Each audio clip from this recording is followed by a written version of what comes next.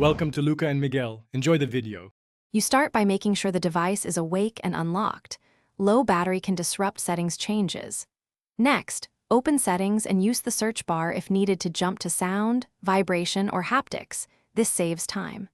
Once you land in the right menu, look specifically for labels like touch feedback, haptic feedback, or system vibration. You want the controls that affect taps. Don't dig into media or ringtone menus yet, because those control different vibrations. Once inside the haptics or sound settings, find the specific toggles for touch-related vibrations.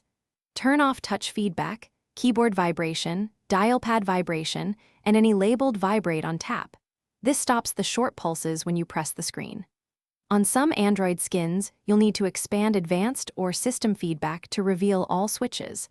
On iOS, disable system haptics under sounds and haptics. Make sure to apply each relevant switch so the phone stops producing vibration for taps.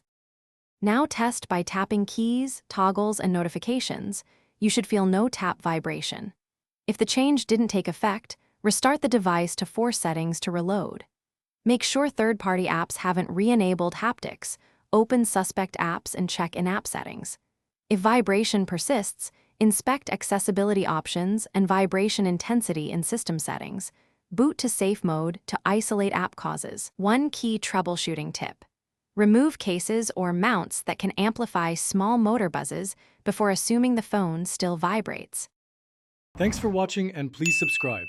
It's the best investment you'll ever make.